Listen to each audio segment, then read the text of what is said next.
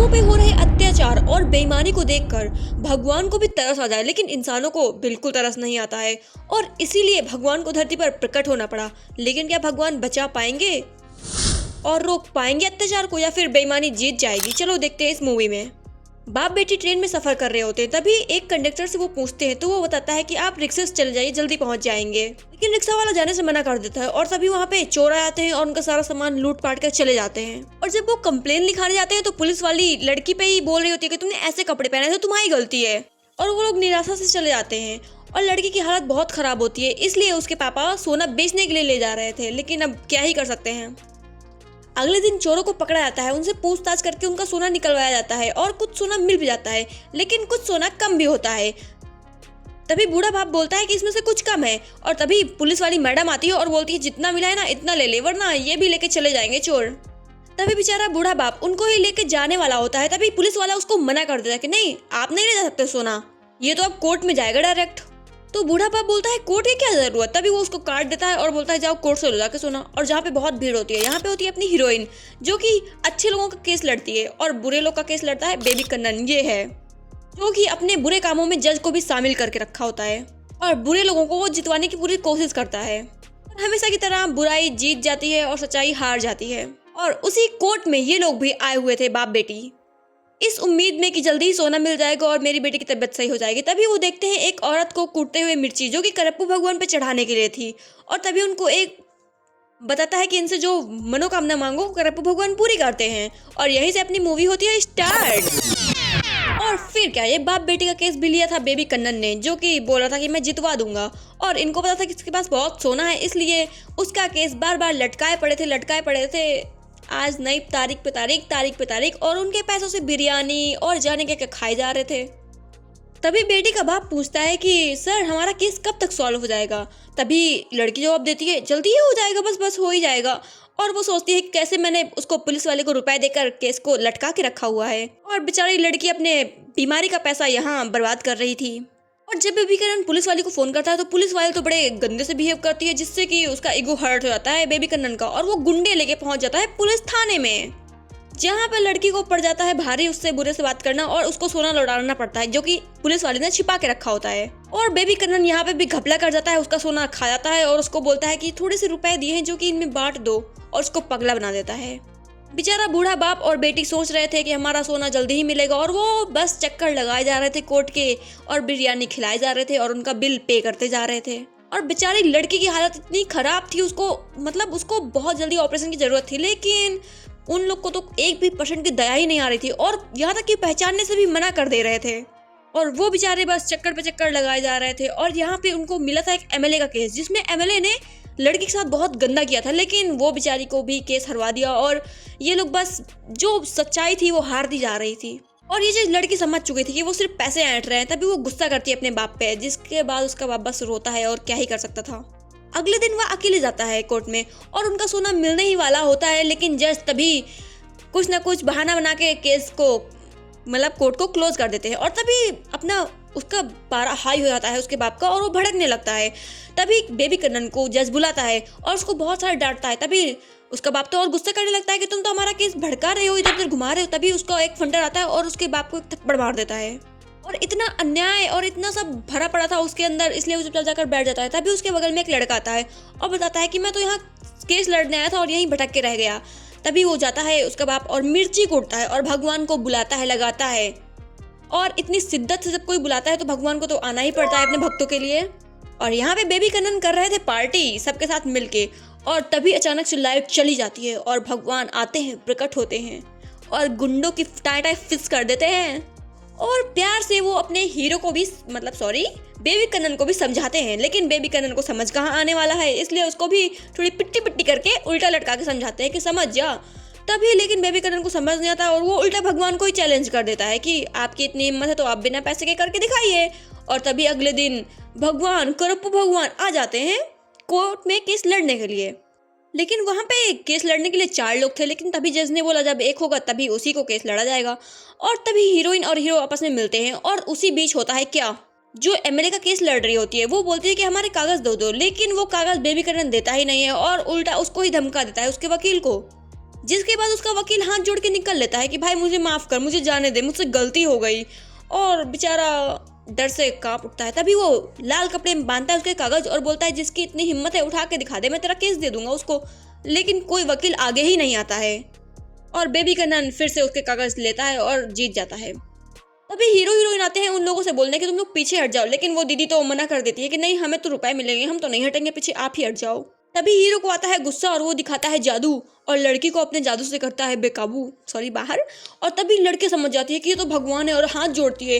तभी उसके गुरु यानी वो हीरो बोलता है कागज फाड़ने को। तभी लड़की कागज फाड़ती है और वो अपना जादू से सबको हटाते हैं।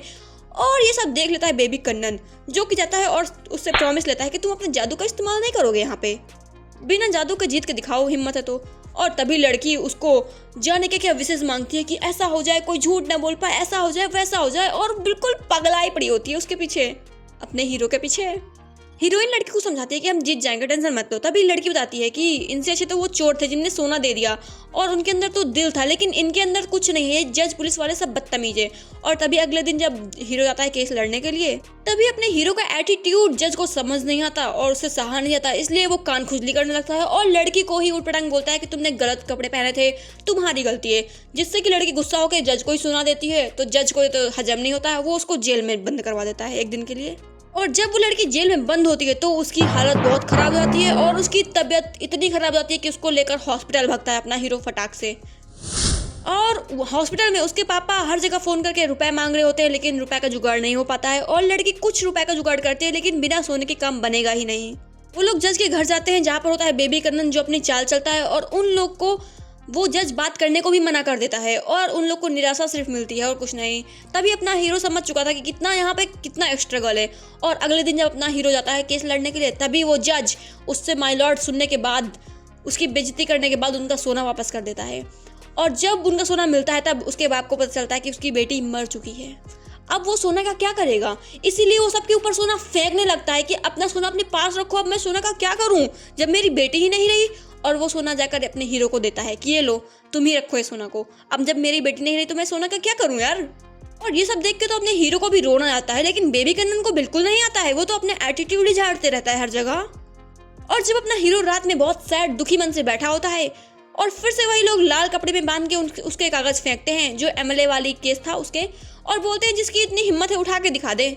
और तभी लड़की सबके जाकर हाथ जोड़ती है कि प्लीज मेरा केस ले लो, लेकिन कोई तैयार नहीं होता है। तभी अपना हीरो आगे आता है और अपना हीरो उस लड़की का पूरा साथ देता है और जो गुंडे पीटते हैं उनकी धुलाई भी करता है और उनको अपना असली रूप भी दिखाता है भगवान वाला। और लड़की हीरोइन को जाकर वो केस लड़ने के लिए बोलता है और अगले दिन हीरोइन लड़ती भी है वो केस को, लेकिन सामने था बेबी कन्नन जो कि उसको कैसे भी करके हराने की पूरी कोशिश में था और उसके खिलाफ बहुत सारे सबूत भी इकट्ठा कर दिए थे। लेकिन जहां वो झूठ बोलने वाला होता है तभी भगवान जी करते हैं जादू और उसका मुंह ही तड़काने लगता है, लकवा मार जाता है उसको यार, क्योंकि लड़की ने विशेष जो मांगी थी। और बेचारा अपने मुंह से ही अपनी सच्चाई कबूल करने लगता है और इस बात का जब लड़की फायदा उठाती है हीरोइन और उससे सच्चाई उगलवा लेती है, और फिर क्या वो केस जीत जाता है और जज को भी उटपटांग बोल रहा होता है, जिसके बाद जज उसे पुलिस थाने में डाल देते हैं। और जब एक लड़का लड़की के साथ बुरा कर रहा होता है तभी अपना हीरो जादू करता है और वो लोग अच्छे से भाई बहन जैसे बिल्कुल डांस करने लगते हैं। और तभी लड़का बोलता है जब कुछ बुरा होगा ही नहीं तो केस कैसे लड़ा जाएगा। और बेचारा चोर चोरी करने जाता है लेकिन वो कपड़े ही तहाने लगता है, मतलब ऐसा जादू किया था अपने हीरो ने। और पूरा कोर्ट खाली पड़ा था क्योंकि कोई केस ही नहीं था और उन लोग को बिरयानी खाने को भी नहीं मिल रही थी। और तभी सब लोग समझ जाते हैं कि कोर्ट और जज के सामने हाथ जोड़ने से अच्छा है भगवान के सामने जोड़े। और तभी बेबी कन्नन समझ जाता है कि भगवान के पीछे सब कुछ हो रहा है। तभी वो मूर्ति हटवाने के लिए गुंडे भेजता है, लेकिन अपना हीरो उनकी छुट्टी कर देता है और फोन से बात करते वक्त विलेन का बेबी कन्नन का एक्सीडेंट हो जाता है और जो उसको मारने आए हुए थे वो उनके साथ बहुत अच्छे से व्यवहार करने लगते हैं। फिर बेबी कन्नन देखता है कि वहाँ पर एक कवच लगा हुआ है जिसके अंदर जो आते हैं वो कभी कुछ गलत कर ही नहीं सकते हैं। और तभी ये बात को प्रूव करने के लिए वो जज को लिवा जाता है और दिखाता है कि देखो वो कवच है, और जो भी इसके अंदर आता है भगवान उसको सजा देते हैं और कुछ बुरा करने ही नहीं देते हैं। तभी जज के तो पसीने छूट जाते हैं कि भाई मैंने किससे पंगा ले लिया, और उसको भी समझाते हैं बेबी कन्नन को, लेकिन बेबी कन्नन को समझ कहाँ आने वाला है। बेबी कन्नन पूरे एटीट्यूड से वापस जाता है और कोर्ट में जाकर जितने भी वकील थे सबको बुलाता है। एक तो बिल्डिंग टूटी पोटी सी थी, उसमें सबको चलने बोलता है। जब मोटे गेंडे उसमें चढ़ते हैं तो पूरी बिल्डिंग टूट जाती है और जहाँ पे आग लग जाती है और पूरा हाहाकार मच जाता है। जहाँ पे जज मिलते हैं मरे हुए, यहाँ पे नहीं मिले थे, उसको बेबी कन्नन ने मारा था उसी दिन जब उसने बोला था कि भगवान से पंगा मत ले तब।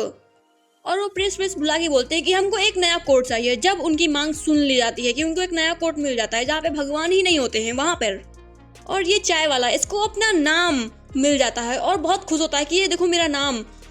और फिर क्या, उनको जब नया वो मिलता है कोर्ट, वहाँ पे बढ़िया ऐसो से एंट्री लेता है विलेन बेबी कन्नन और बोलता है कि हमारा जज तो सेट है, सब कुछ हमारी साइड ही होएगा। लेकिन तभी जब लड़की अपना केस लड़ती है तभी दांव पलट जाता है और जज कुछ ऐसा देखता है कि वो पानी पीता है और पसीना पोंछता है और लड़की को बोलता है तुम जीती बहन, तुम जीती। सॉरी बहन के बोल रही हूँ, क्योंकि कोर्ट के बाहर करप्पू भगवान की मूर्ति लग चुकी थी और भगवान कहीं पे बुरा नहीं होने देते हैं। और जज ने भी भगवान का ही देखा था इसलिए वो मान गया था। और अपने सूर्या के लिए एक लाइक तो बनता है यार। और अभी रुको मूवी खत्म नहीं हुई है, ठीक है। और लड़की एक पार्टी में स्पीच दे रही होती है तभी बेबी कन्नन आता है और उस पर गन तान देता है कि तू तो गई। और तभी अपना हीरो एंट्री लेता है और बोलता है बे भाई जहाँ मैं वहाँ कहाँ गलत होगा, और अपना सबको असली रूप दिखाता है।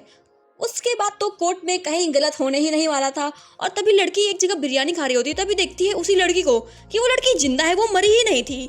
और मूवी होती है खत्म। Thanks for watching, bye bye.